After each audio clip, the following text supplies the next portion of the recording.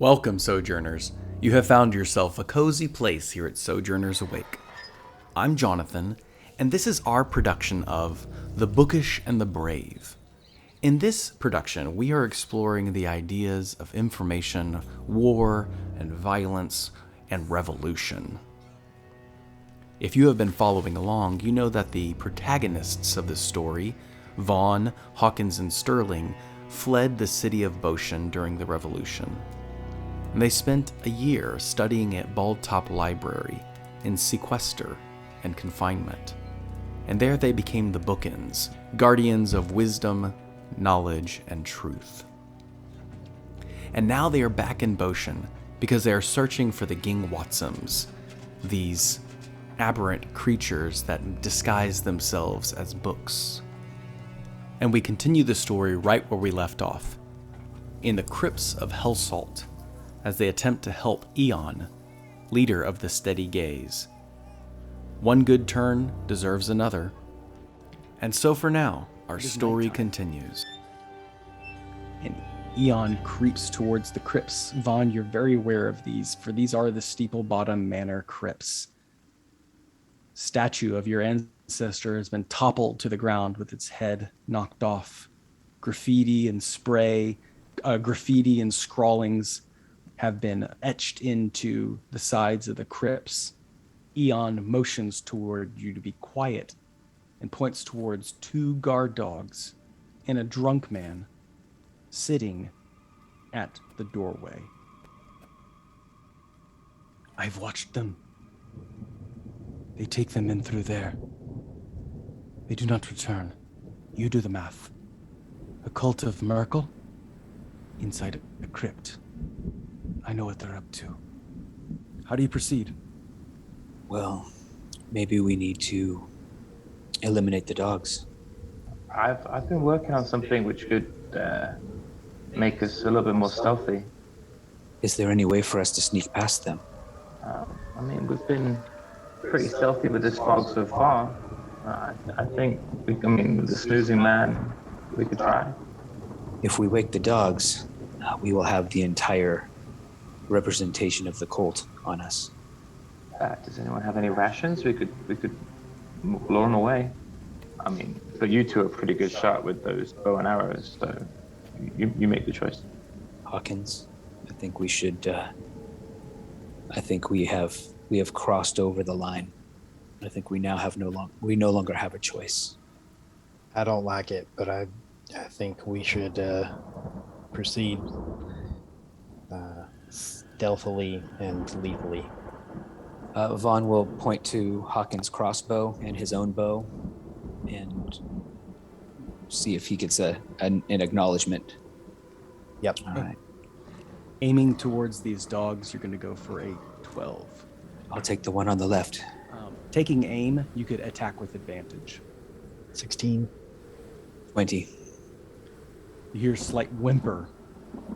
The drunk man stirs up a little bit, and you see that he is not drunk. But he stands up for a little bit and goes towards the dogs. What the? And looks around in panic. And he begins Sterling to would throw a sling, a rock at him. Go for a 12. Yeah, he gets a 16.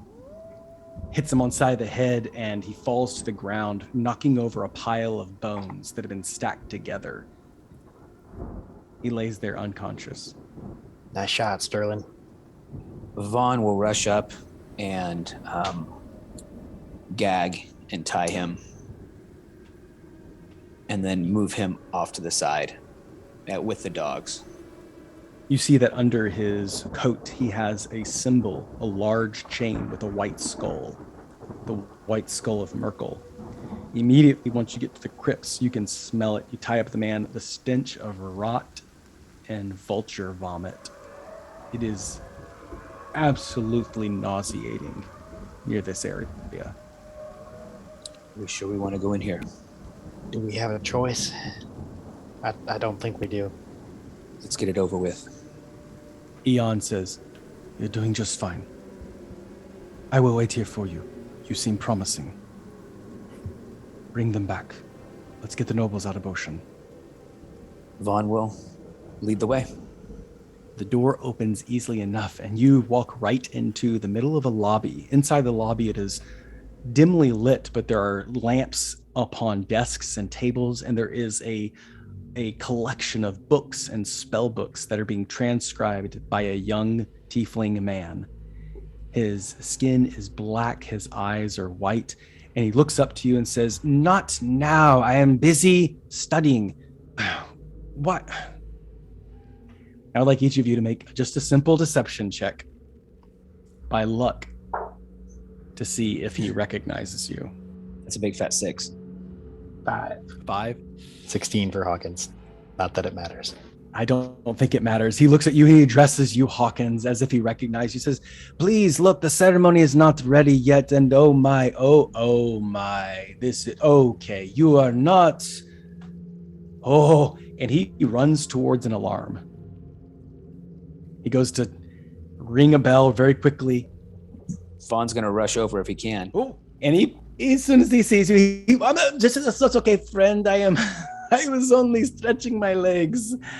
I assume you are not beholding to our great Lord Merkel, and you are not zombies, and so you are not tour guides. You're not visitors.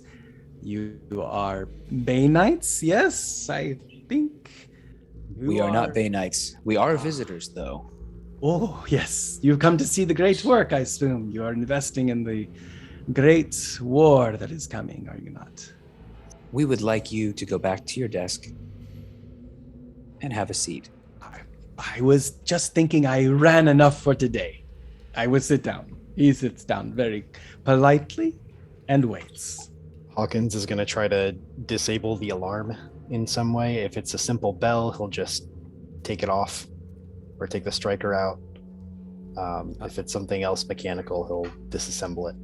I haven't indicated what kind of alarm it is, but it is, once you get there, you see that it's a small skull and there's a loose tooth that's hanging on by a thread.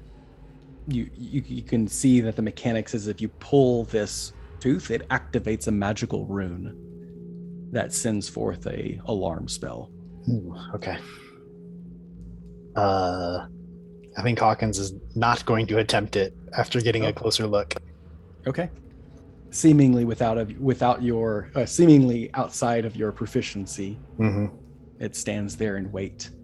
But you get a good gander. You see that there are spell books and ready-to-made spells casting scrolls of Spare the Dying, Raise the Dead, Animate Dead, False Life, various one-time use necromancy spells. Oh, hey, Sterling, look at these books over here, and scrolls and papers and things. I like books. Oh, wow, these are spell scrolls. I don't know these. Oh, these could be useful. Yeah, do you want some? Or I take them? Would you want them? I don't think I have any use for them. Don't mind if I do. You can gather up to 5 scrolls that are ready to be made. One of each, Spare the Dying times 2. The DC is a 10. Animate Dead, Raise Dead, and False Life. Hawkins, while he's doing that, you also see another book, a book of vile curses. It's a big leather-bound tome with a bookmark in it. The bookmark looks like a piece of tongue. Dried tongue of some creature. I think Hawkins is just going to leave it where it is. And Vaughn. Vaughn is tying this guy up, and he realizes that he is now out of rope because he's tied a lot of guys up. So he makes a note that he's going to need to pick up some more rope, and he's going to tie him into his chair, nice and secure, and give him a little bit of a gag so that he can't yell. And he's going to look him in the eyes and say, "If you can stay quiet until we return, we will take our rope and leave." He's going to pat him on the head and say, "Nice job." Let's see. Hold on. 1, 2, 3. Let's see. He sends you a message, Sterling. You hear a telepathic voice in your head. I like you. The other two can go to hell, but you shouldn't go down there if you have any idea what's good for you. But you didn't hear it from me. He's just going to say, thanks, voice in my head? If we're going to do this, we should go. This door is heavy. Stone slab and the doorknob appears hard to find. But you can see the outline and the crease upon the floor from where it has been moved back and forth. I'll search low. I'll look a little higher. Vaughn will. If he finds anything that's worth picking or anything to try to open the door, he will use his skills to do that. If he finds a keyhole, then he might search his friend for a key too. He has the key. Once you get it to him, he gives you a little wink. You have the key in your hand, and you can now see that you have to stick your hand inside the stone to get all the way to the keyhole. Can anybody cast a little light down there so we can see what we're sticking our hand into? I can light a torch. Let's do that. There's plenty of light around. You can look in there. What are you looking for? Anything sharp, anything that looks like it could be a trap of any kind. Make your investigation check then, or your perception check. How about a 19? You guys with the rolls tonight. Yeah, it's got plenty of like teeth. And there's a couple of runes inside that you can see written on the back wall where the keyhole is. Can you remind me what languages you can speak and read? Vaughn can speak Common, Elvish, and Dwarvish. You do not recognize these runes. Hey, Hawkins, there's some writing back there, but I can't read it. Oh, let me see. I add Gnomish and Sylvan to the list of known languages. Nope. No dice. No dice. Sterling? No, I'm not that smart. I speak things too. I speak Druidic and Primordial. Nope. My friend, can you tell us how to get in here? Professor. How about you tell us and then we let you stay alive some more? Most certainly. In life or on death or whatever place I am going, I would be glad to help you. Very glad. I knew I could convince you to stay on my side. Now, what seems to be the problem? It looks like your keyhole wants to bite my hand. Ah, yes. Many severed hands have been sacrificed to the door. Oh, I can tell you how to get in. It's very easy. You must know the passcode, of course. Shall I? Oh, you know what? I'm much more of a teacher. How about if I teach you how to say it, and then you could put your hand in there and turn the knob? I think I'm going to let you do it. Oh, come on. There's always room to try something new. Every day is a brand new day.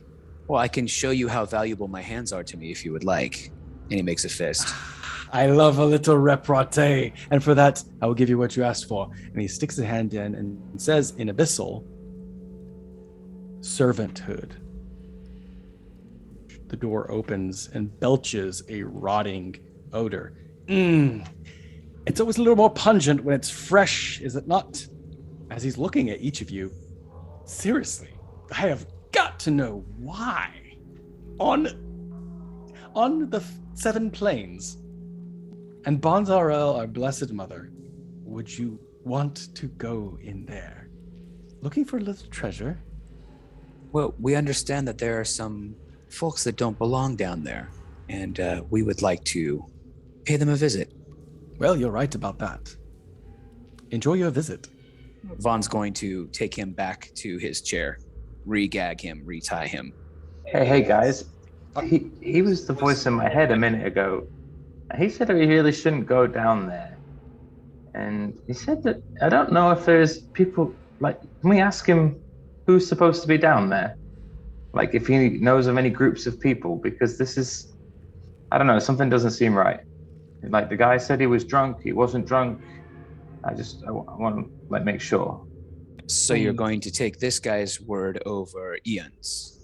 Well, I just want to know if he knows of any groups of people, because it doesn't sound like there's people down there. You smell it, right? I mean, if there's people down there, they're not of the living kind of people. Go ahead. Okay, Mr. Voice in my head, and he'll remove the gag from his mouth and say, was there any groups of people that have come through here recently? Define groups of people. Nobles, elves, people that that might need to not want to be here necessarily. Oh God, nobody wants to be here.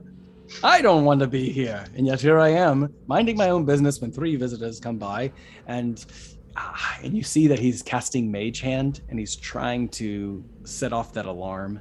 Don't know how that happened. Sterling will start waving his staff around a little bit, just kind of like, look, you already told me not to go down there. You obviously don't want us to go down there. And quite honestly, I don't sound like or smell like I want to go down there either, but we're here on a mission. We're trying to find some people. Come on, man. Just help us out. What is this? Come on, man. What's that supposed to mean? Like we're friends, long lost buddies, drinking together. What? We have no. You're the one that choked in my head, okay? You were the one that got into my head. Oh, you just assume that I am the one that got in the head. Could it not just be your own conscience or your god or that starstone you worship? No, they don't usually use words. Well, I have never been accused of using too many words. Vaughn's gonna re-gag him and tie him up and turn to the guys and say, "We need to go. That was a nice try, Sterling." All right, I'm plugging my nose again. As you descend, or as you see the doorway opens into a stairwell that leads down deep below the crypts. Do you leave the door open or closed?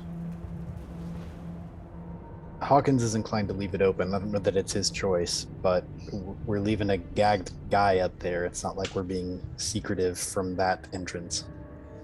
Yeah, my inclination would be to leave it open as well, and maybe even put something in it so that, assuming no being comes to close the door, it won't just blow closed with a breeze or anything like that. Sorry, seeing the guy trying to do the maze hand would have moved him further away so that he wouldn't have been close enough to attempt again. You're a smart one, he says. So the door is open. You descend down a step of 40 stairs. The light diminishes as you are deep below the earth now.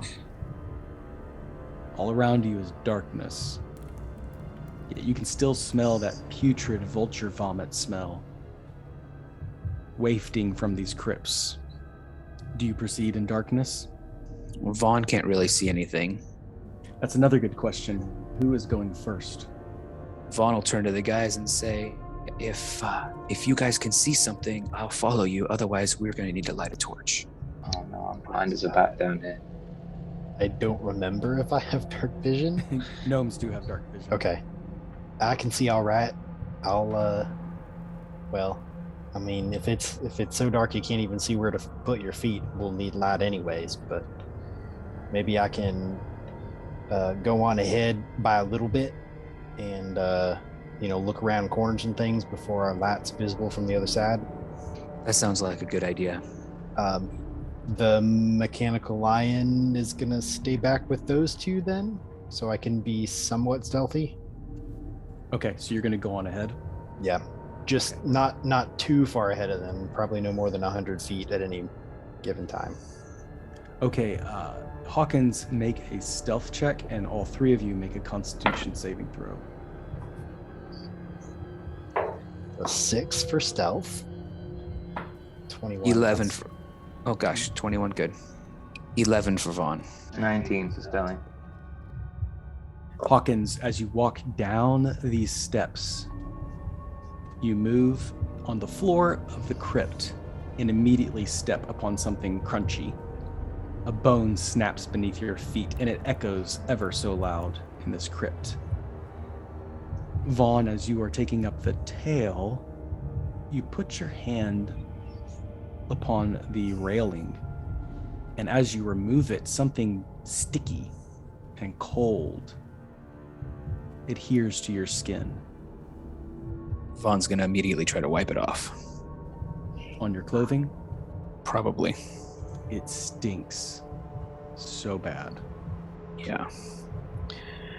And Let's get through this place. It gives you like a nauseating, chilling feeling. Can you make a religion check for me? Yes, I can. That's a 16.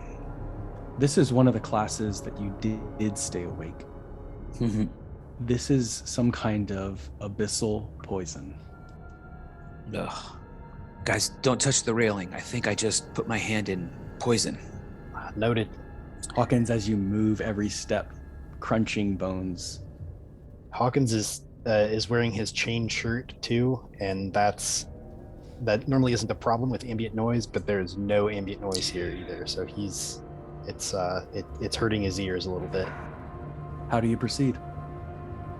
Guys, I don't know that this is working out so well. Okay, here, try this. And Sterling will take out a sprig of mistletoe and just smash them and pass without a trace for an hour of concentration. As soon as you say that, Sterling, your voice diminishes into a whisper that only each of you can hear. Silent and stealthy, the shadows cling to your skin all around you, making you one with this environment. Let's move fast. And as you move on, you hear a crank, and the stairwell above you begin to ascend, leaving you 40 feet inside this crypt.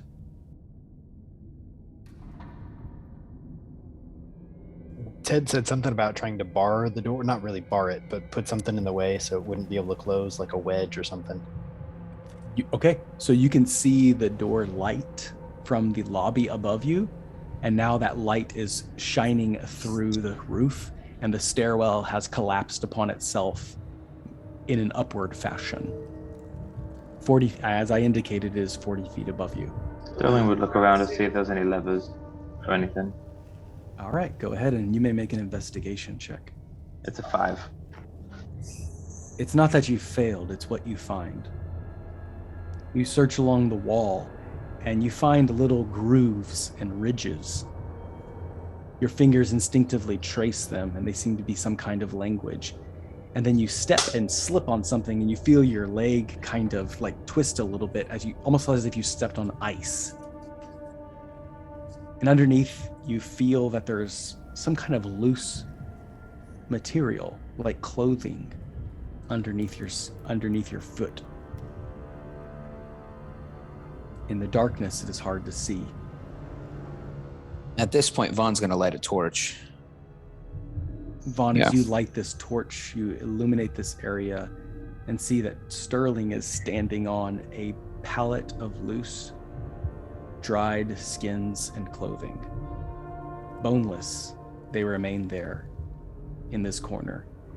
And beyond Sterling, upon this wall, are those same abyssal runes, but scratched along the wall in a horrible, large and over-characterized fashion. Not finely crafted like a passcode, but almost written like some primeval architecture and artwork. Well, do we try to get back up top, or do we move forward? We might have to make a quick escape, so we might need to secure the route out. Vaughn looks at the wall. Is that something that he could climb? 40 feet of stone, a smooth, carved stone. Smooth stone. Okay. Yeah, probably not. And by way of entrance and exit, there is just one hallway that curves to the right, that leads further in a snake-like fashion in the crypts. I don't see how we're getting back out that way, guys. There might be something at the end that we can, maybe it starts you here, so you have to get to the end. So I like the idea of a quick getaway, but I mean, we're here now. Vaughn, you back up into something and see that there is a crypt that is right there with the name of one of the older steeple bottoms generations ago. I would like you to make a history check. 13. You remember there was something special about these crypts, but in this time, in this pressuring moment, that memory escapes you. I think there's something that we had in these crypts that was very special for the Steeplebottom family, but I'm struggling to remember with the stench. You mean like some kind of treasure or something? Some artifact? Maybe treasure, or maybe some... I really can't remember. I think maybe some secret to navigating, or I just don't know. I can't recall. But maybe we should... Well, go ahead. We'll keep an eye out for anything. I mean, not only looking for danger, but looking for help too, I guess. Yes, let's do that. But we should move forward. We don't want to be down here any longer than we have to. Moving deeper into the Hell Salt's crypt, you round the corner. Hawkins going first, Sterling second, Vaughn third.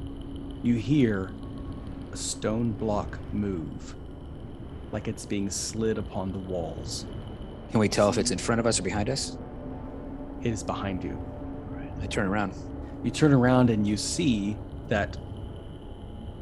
You turn around and simply see the wall, and to the left is the entrance room that you just left.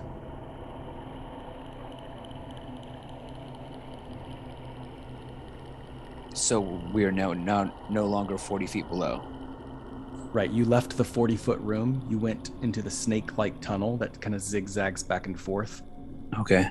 If you just simply turned around, you're just facing a wall, and on the left, there is a dimly lit entrance room that you just left. You would have to completely make that transition to the left to go back into that room. Something weird's going on back here, guys. Maybe we should push forward. Yeah, I think so. Something's weird going on everywhere around here. Let's keep moving. As you press forward, Hawkins, you see that in another fashion, this maze then snakes to the left, and now you're going back the opposite direction.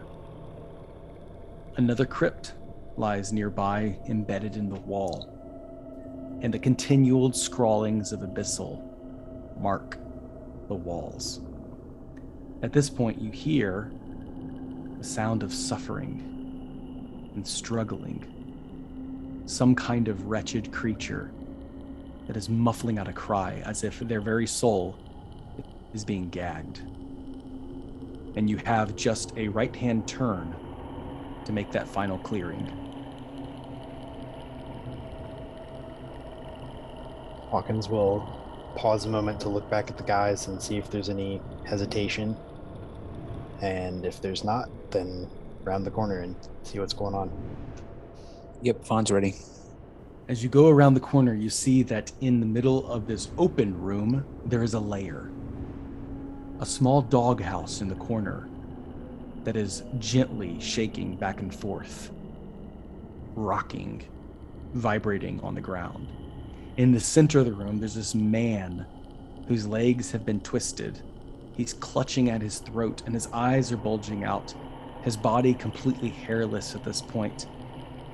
He sees you and struggles to recognize your humanity, though in his eyes you see that there is some remnant left in his. Skin and bones, he reaches for you and mutters out curses, commandments.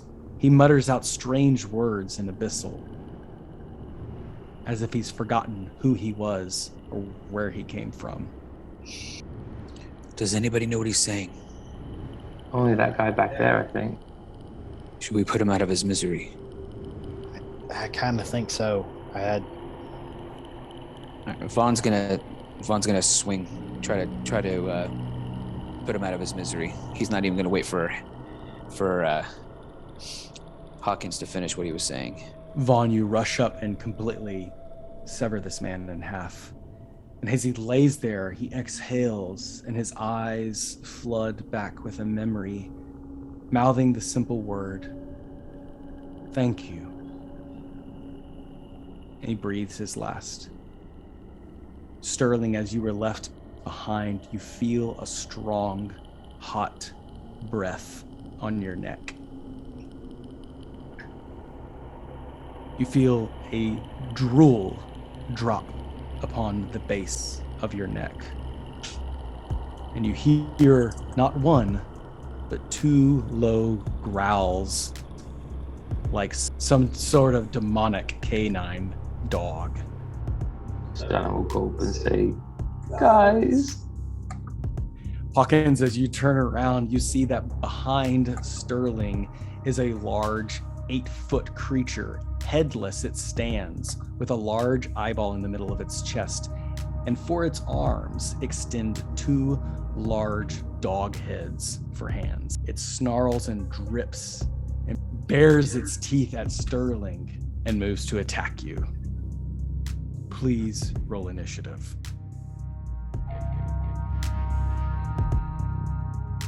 15.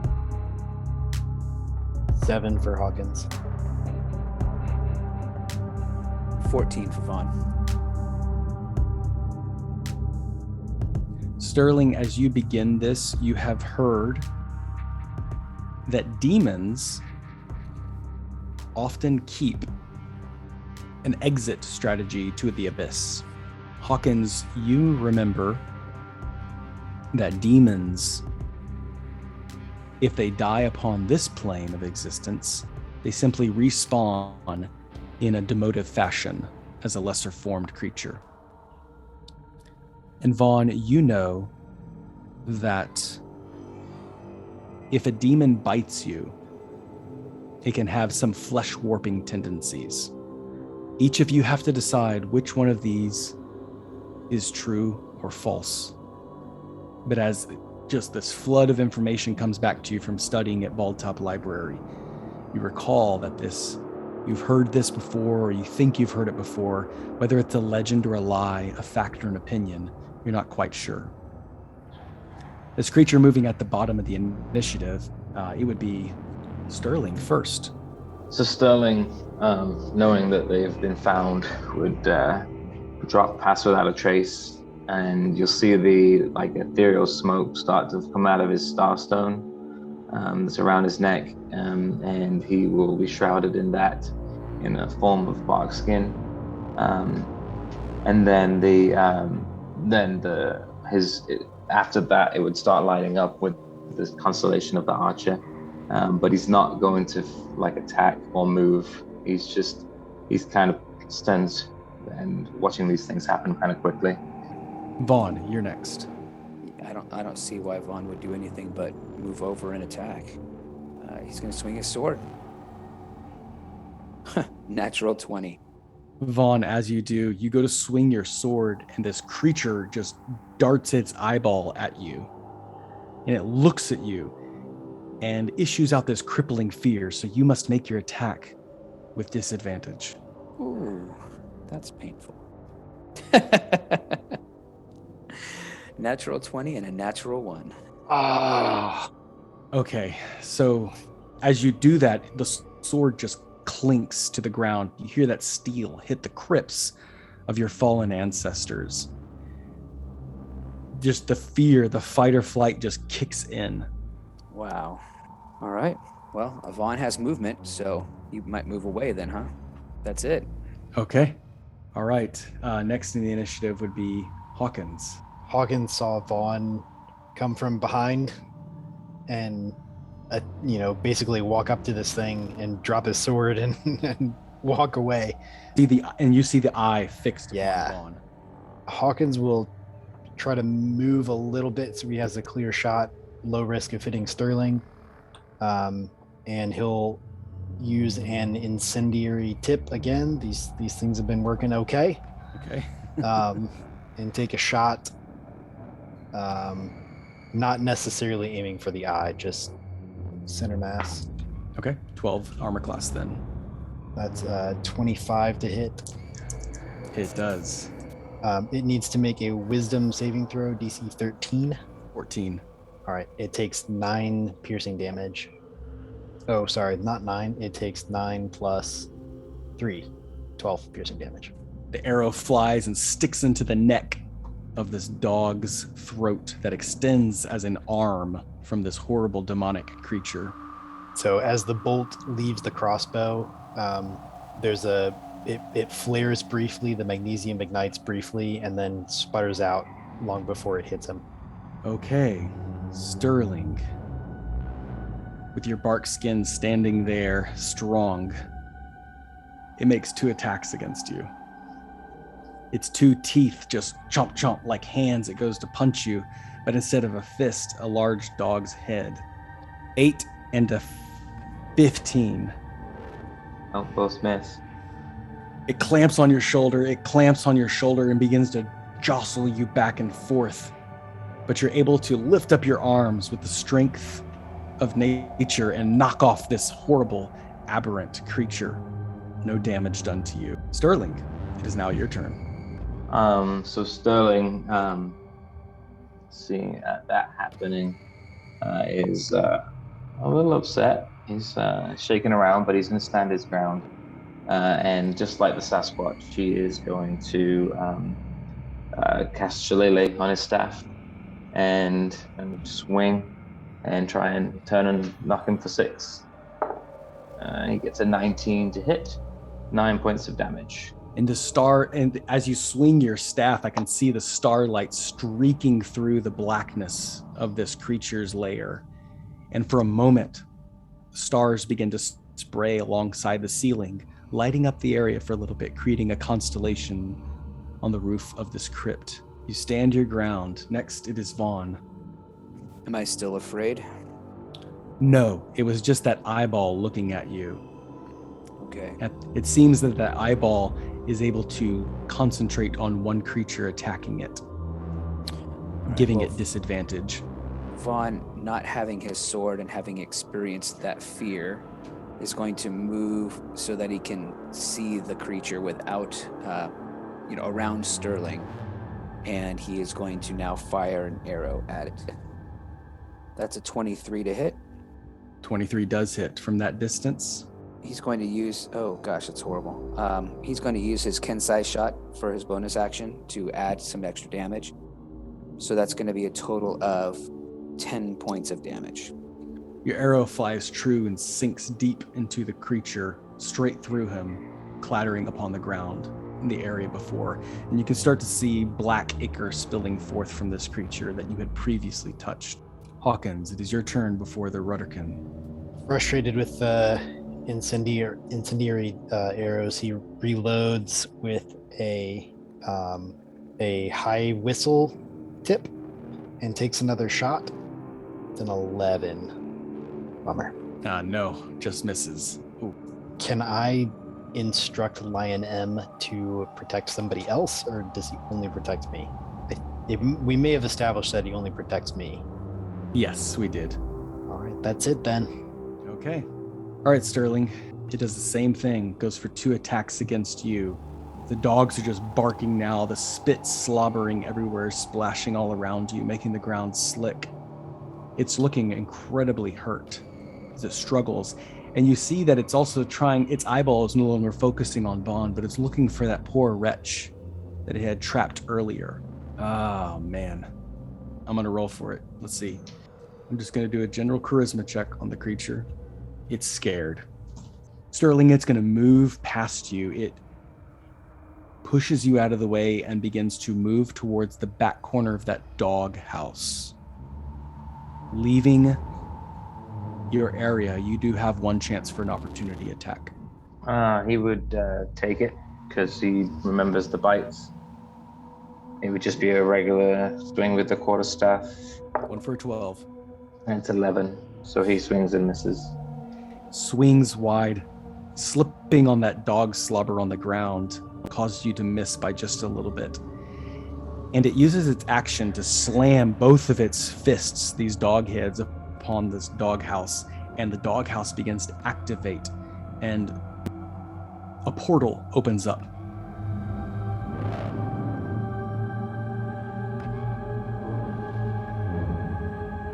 It looks back to you. It is dog heads and then turn back to you with the creatures back to you.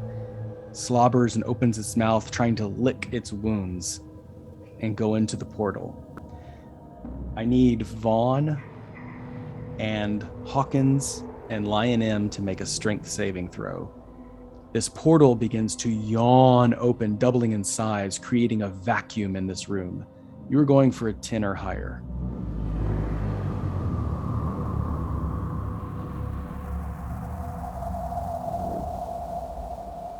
Hawkins fails, Lion M succeeds. Vaughn fails. This Rudderkin, this dog-like creature, activates this portal into the abyss and dives through. The room suddenly seems to get smaller and shrink in size as Vaughn, you slip, you fall on the ground, and you are being pulled into this portal. Hawkins, you scramble to grab for Lion M, but the sweat on your hands squeaks alongside the metal. Lion M, of course, does not move, but simply follows with you, not leaving your side. Sterling, the lights begin to drop out. The room goes dark, and the portal closes.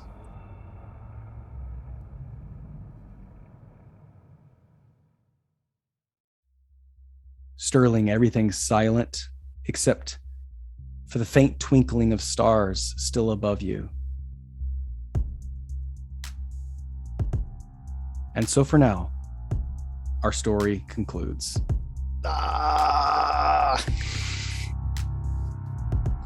What the what? So a DC 10.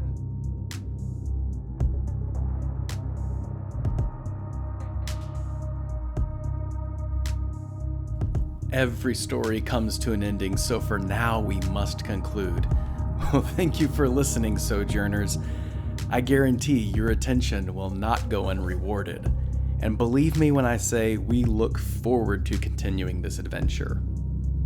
I don't know how we are going to run next session now that this party is split between expanses of the universe.